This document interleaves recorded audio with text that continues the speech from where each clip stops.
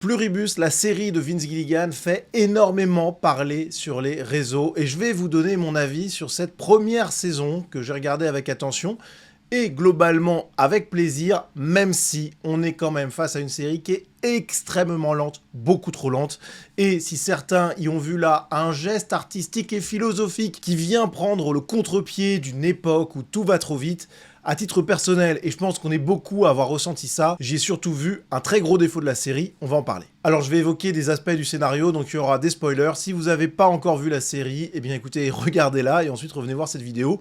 On pourra en parler ensemble, je pense qu'il y a des choses super intéressantes à dire. Premièrement, sur le scénario de l'histoire en elle-même, c'est plutôt novateur. On est sur une série de science-fiction avec un épisode pilote de très grande qualité. On voit que le matériau de base du scénario est quand même vachement qualitatif, avec une intrigue qui nous plonge directement dans une très grande histoire. On est vraiment dans un super scénario de science-fiction avec ce signal qui vient d'une planète très lointaine et qui sera retranscrit en ADN. C'est hyper malin comme idée, franchement, donc ça, à ce niveau-là, c'est top. Pareil sur finalement cette synchronisation totale des humains, avec finalement une série sur les zombies, mais qui nous parle de zombies heureux, avec l'humanité qui a fusionné, chaque individualité a complètement disparu. On est un petit peu dans l'esprit d'une ruche, avec ce virus extraterrestre qui entraîne une fusion totale de l'humanité, tous réunis en une seule entité, qui agit de concert avec une paix, un bonheur total, a priori, si l'on en croit les témoignages de ceux qui sont synchronisés, et franchement, l'idée de base est vraiment top. Ce qui est super intéressant aussi, c'est normal, c'est ce qui fait la série finalement, c'est qu'il y a des personnes qui partout au travers de la planète n'ont pas été affectées par ce virus et vont réagir de manière très différente. Donc franchement, il y avait un énorme potentiel scénaristique, et il y a toujours d'ailleurs ce potentiel qui est là, mais je dois dire quand même que la solidité de ce matériau de base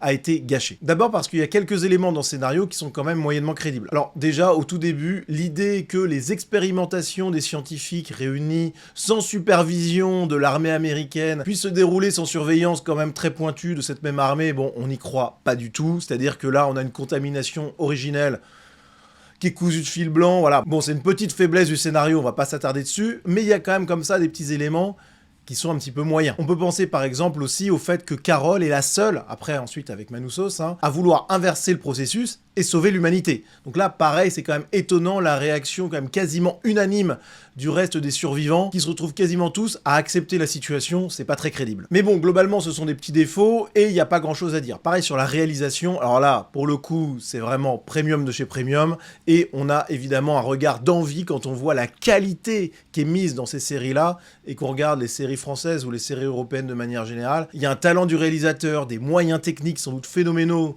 qui sont mis en place, et ça donne un résultat d'un esthétisme et d'une perfection qui est quand même à saluer. Il y a vraiment un super travail de réalisation, et on est quasiment dans un travail digne d'un film. Maintenant, il faut parler de l'énorme point noir de cette série qui écrase la réalisation, le scénario, le jeu d'acteur aussi, qui est vraiment pas mal du tout. Mais il y a un élément qui gâche complètement tout ça, c'est la lenteur mortelle de cette série. On a les 2 ou 3 premiers épisodes qui sont vraiment rythmés et qui font avancer l'histoire à chaque fois, et ensuite on a une très grosse période où il se passe quasiment rien, et franchement c'est hallucinant.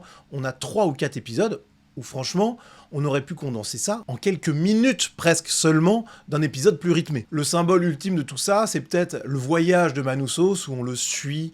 Franchement, alors c'est beau, hein, la réalisation est là encore top. En termes esthétiques, en termes formels, il n'y a pas grand-chose à dire, ok. Mais par contre, en termes d'avancée de l'histoire, c'est absolument catastrophique. Alors sur les réseaux, on a des gens qui disent que c'est une opposition à la temporalité qui est aujourd'hui celle du monde de TikTok et des applications de scrolling. Alors je veux bien entendre le propos, ok, mais pour moi, il est complètement erroné. Moi, j'ai aucun souci avec des productions culturelles, des films, des séries, etc., qui ont un aspect contemplatif. De temps en temps, c'est même une respiration qui peut être super positive dans une série, dans un film, etc. Mais là, de l'épisode 5 à 8 inclus, franchement, il se passe rien. Au niveau de l'histoire et de la résolution de l'intrigue, il n'y a absolument rien qui avance. Et franchement, c'est pas normal, c'est plus de la moitié de la saison, en fait, qui est dans le développement du personnage. Mais enfin bon, il y a un moment, stop. Par exemple, il y a quand même une séquence qui est intéressante, une séquence lente, c'est le moment du deuil, voilà. Carol fait le deuil de son ex-compagne, et il y a là une attente, une lenteur qui est compréhensible scénaristiquement, parce qu'on est vraiment dans la construction intéressante du personnage. On a quelqu'un qui fait le deuil. Elle fait le deuil à la fois de la situation, mais aussi du drame personnel qui l'a touché, puisque elle a perdu sa compagne. Donc là, le ralentissement scénaristique, il est compréhensible. Mais pour le reste, on a quand même la moitié de la série qui se traîne misérablement, faut dire les choses. Je veux dire, ça me dérange pas de regarder Carol qui picole, qui hésite, qui vit sa belle vie, un moment avec l'une des synchronisées, et puis de l'autre côté, on peut regarder aussi Manu Sauce pendant tout un épisode, remonter du Paraguay jusqu'au Costa Rica. Bon, bref, c'est beaucoup trop lent, sans justification scénaristique, et franchement, on s'ennuie pas parce que la réalisation est pas mal, on se prend quand même d'intérêt pour cette histoire, parce que l'histoire est très forte, hein. Vraiment le scénario, il emporte tout, et les défauts finalement, ils sont un peu mis au second plan, parce que l'histoire est prenante. Qu'est-ce qui va se passer ensuite? Est-ce qu'ils vont arriver à désynchroniser des êtres humains? On devine que oui, via la découverte par Manu Sauce d'une fréquence de radio un peu particulière. Donc on imagine qu'avec un brouilleur radio, on va arriver à désynchroniser des gens, les rallier à la résistance, on imagine quelque chose de cet ordre-là, ok, donc ça c'est c'est hyper intéressant de savoir comment l'humanité va réussir à s'en sortir, ou pas d'ailleurs, parce que ça se trouve, ça va mal finir. Mais donc, il y a des choses à dire, mais sauf que pendant 5 épisodes, l'histoire n'avance pas, et même dans le dernier épisode final, franchement, ça tombe complètement à plat. On a certes Carol qui arrive avec sa bombe atomique, ok, d'accord, bon, c'est vaguement marrant, mais à quoi ça va servir? C'est même pas réfléchi comme décision. Donc on est là pour marquer la fin de la saison avec une phrase un petit peu costaud, ok, mais en fait, par rapport à l'histoire, ça n'avance à rien. Et là où c'est vraiment dramatique, c'est que Vince Gilligan a annoncé qu'il prendrait son temps pour la 2e saison, qu'elle rentrerait en tournage au printemps 2026. Alors les gars, stop. Je veux bien que ça soit un contre-pied à l'époque TikTok, mais là il y a un moment en fait où les types se foutent de notre gueule. Parce que si l'histoire se résout aussi lentement dans la saison 2, ça veut dire qu'on est parti pour 4 ou 5 saisons minimum pour avoir un début de résolution. Et ça va pas le faire. Moi, j'ai pas envie d'attendre 15 ans avant de savoir comment ça va se finir, cette histoire-là. Si on était sur une série riche, avec une histoire pleine de rebondissements, avec un rythme, je demande pas des cuts toutes les demi-secondes, et je demande pas non plus des explosions de tous les côtés. Juste par contre, une histoire qui avance, parce que le scénario est super intéressant, ça me paraît quand même le minimum que l'histoire aille beaucoup plus vite que ce que nous a proposé Vince Gilligan pour le moment. Franchement, j'ai employé le terme foutage de gueule, je pense qu'on n'est pas loin de ça. Les épisodes 5, 6 et 7, il se passe rien. Voilà, il se passe strictement rien au niveau de l'histoire, ou quasiment rien. Je veux dire, c'est pas acceptable. Alors là, vous allez me dire, bah oui, mais si t'es pas content, tu regardes pas et tu laisses ça aux grands esthètes qui voient ici un message presque punk. Bon. Pourquoi pas, mais le problème c'est que le scénario est vraiment pas mal, la réalisation aussi, donc il y a quand même des choses qui me font rester, mais c'est décevant, voilà, c'est vraiment décevant. Et d'ailleurs, toutes ces grandes âmes qui se réjouissent de cette lenteur, je pense que là on est vraiment dans la posture intellectualiste, pour se donner une image de mec supérieur par rapport à la masse, qui n'est pas capable d'apprécier la lenteur dans la résolution de l'histoire, etc., etc.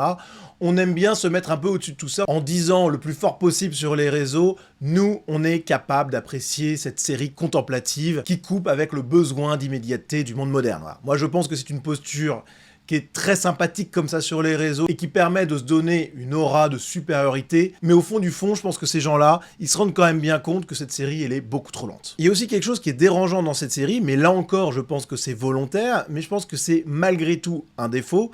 C'est le caractère des 2 principaux protagonistes qui vont aller sauver l'humanité dans la 2e saison. En tout cas, on espère qu'ils vont le faire un peu plus vite que dans la première, puisque Carol et Manu Sauce, ce sont des anti-héros par excellence. Carol est dépressive, alcoolique, désagréable. Manu Sauce, c'est encore pire, et en plus de ça, il est dans l'excès total par rapport aux synchronisés, par rapport aux gens qui sont atteints du virus extraterrestre, parce qu'il est dans un rejet animal, complètement coupé de toute rationalité, et on a donc en face de nous des gens auxquels on a du mal à s'identifier, même s'il y a des aspects dans la personnalité de Carol qui sont sympathiques, voilà, et puis on comprend aussi son mal-être par rapport à ce qu'elle a subi, avec notamment la perte de sa compagne, bon...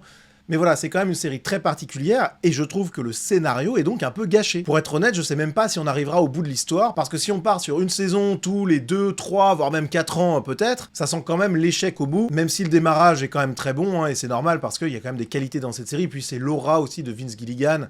Voilà, mais bon, franchement, je suis un peu sceptique. Bref, pour conclure, c'est une série avec un scénario qui est quand même assez extraordinaire, qui me fait penser à des ouvrages de science-fiction de grande qualité. Donc là, on a un matériau de base qui était une mine d'or, on a une réalisation au top, on a des acteurs plutôt bons, avec d'ailleurs une normalité dans le choix du physique des acteurs qui est très satisfaisante, je trouve, mais bon, c'est un petit peu la marque de Vince Gilligan aussi. Il y a des qualités dans cette série, c'est indéniable, mais il y a aussi un très gros défaut qui gâche quand même un peu le plaisir, parce qu'on est face à un superbe objet, avec des réflexions profondes sur le deuil, sur la mort, etc., etc., sur l'humanité aussi, il y a plein de choses sur lesquelles on peut philosopher, il n'y a pas de problème, et on a le temps pour ça dans cette série, mais malheureusement, la lenteur extrême de cette série vient gâcher l'effet général, et c'est vraiment dommage, parce qu'il y avait quand même une série qui avait un potentiel et qui a toujours un potentiel assez gigantesque, et qui est gâché par ça. Donc j'espère qu'il va y avoir une réaction à ça en deuxième saison, parce que si on est toujours sur le même rythme, avec une résolution de l'histoire aussi lente,